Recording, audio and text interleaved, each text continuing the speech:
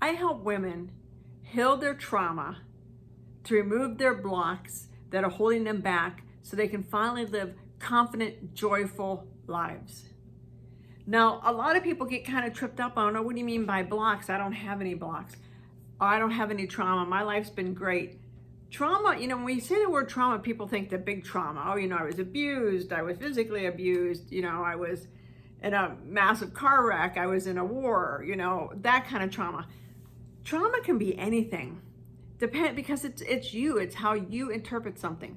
So say that you're from a very athletic family, but you weren't very athletic. But you could hold your own. And somebody looked at you and said, well, you're not as athletic as the rest. I hope you learn how to, I hope you're smart at school, because you can't get an athletic scholarship. And then you internalize that. And so you place a high value on education because you think, well, I'm not going to be an athlete. Now you fast forward and you're 30, 35, 40 years old. You don't even remember that comment. I mean, in a million years, you wouldn't remember it because it was insignificant a little bit after the time, but it internalized. I mean, that's why I see so many people, my generation who's, 45, 50, 55, 60, who don't understand. I mean, I did it. I checked all the boxes. I went to college. I, set a goal to be a CEO. I did everything I could because my parents said to me, the only way you're going to make it is if, you figure out how to survive in a workplace because you're not very smart. So I did everything to prove that I was smart, that I could excel. And then you get to the point where you turn around and you think, is this it? Is this all there is? And you realize that you're not happy. You realize that you have all this stuff behind you and you think, well, that wasn't really who I was. And then we have the pressure of TV commercials. When I was growing up, I think it was Virginia Slims, but it might not have been. But there was a company that ran the ad. It was a woman, proudly in her little suit and suitcase saying, I can bring home the bacon and fry it up in a pan and let my husband know he's a man. Which we're telling the world, they were telling the world, women, that you got to go out and make the money, you got to come home and cook dinner and make sure your husband's happy. And a lot of us internalize that. And that's why you have so many women that are filled with anxiety because they're working all day long. Then they come home and they got to cook dinner, do school with the kids, especially now with homeschooling, do school with the kids, get everything ready. And then when they finally get everybody off the bed, they sit down and do 2-3 hours of work. I know because I was there. I would work, when we started Arizona Alpha, I would work from 6 a.m. till time to pick my daughter up at 3:30, pick her up, do work with her, get her going. My husband would do some stuff with her, cook dinner. 8 o'clock, I'd get her off to bed and I'd work until midnight. And finally I was like, wait a second, this isn't working for me. And I sat down with my husband and he's like, you know what, it's not working for me either because I like to cook, I like to do all this stuff. So we readjusted. But there's so much pressure on women to be perfect, to, do everything, to check every box they can find. And you find that you're just not fulfilled. But you can't put your finger on it. And that's how shadow blocks work. You can't put your finger on it. You can't figure out why you're sabotaging yourself. And that's what you're doing. You're getting in your own way. You're sabotaging yourself.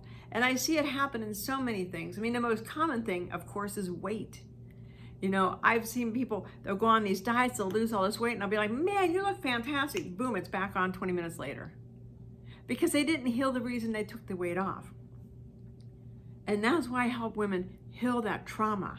Because when you can heal that statement, that incident, that whatever happened that made you get stuck in your mind in that one place and not realize that when you pull it out and you look at it and you begin to heal it, you understand.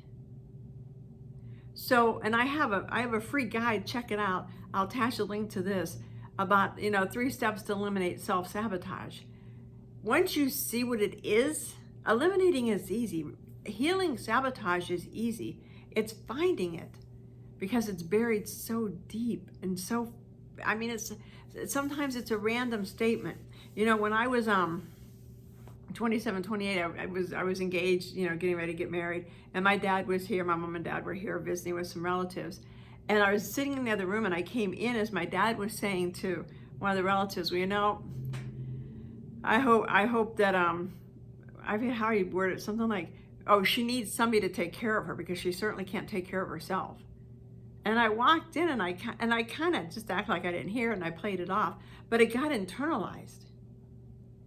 Because I had remembered when I started going through this stuff that he had said basically the same thing when I was much younger, when I was like 17 and I was getting ready to join the military. Now, between 17 and 28, I had been in the military, I had jobs, I was taking care of myself.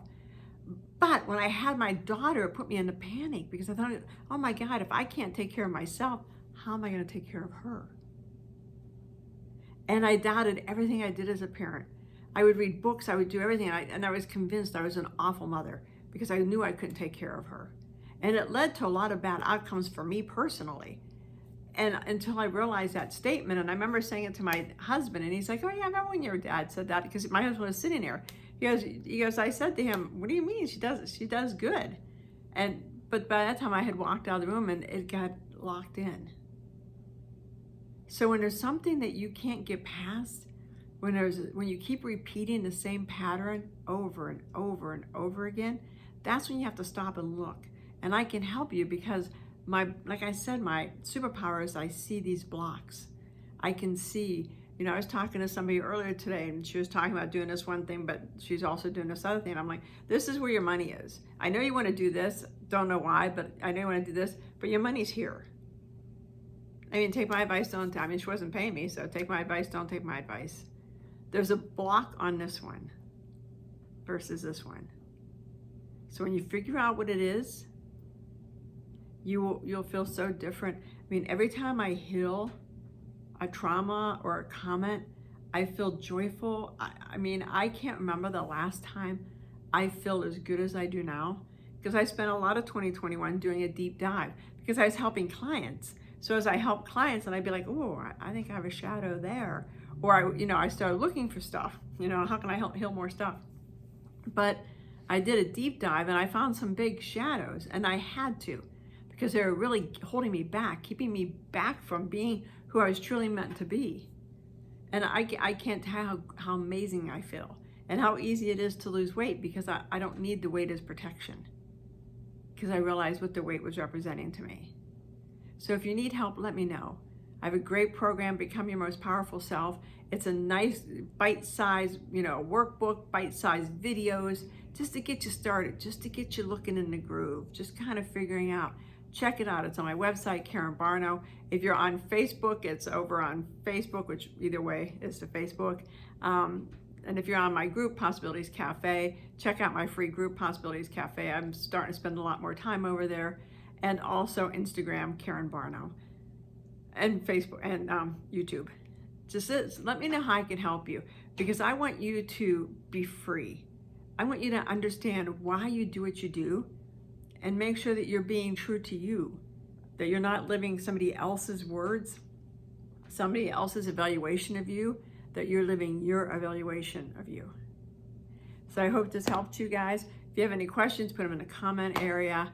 Otherwise, I'll talk to you guys soon. Have a great day. Bye-bye.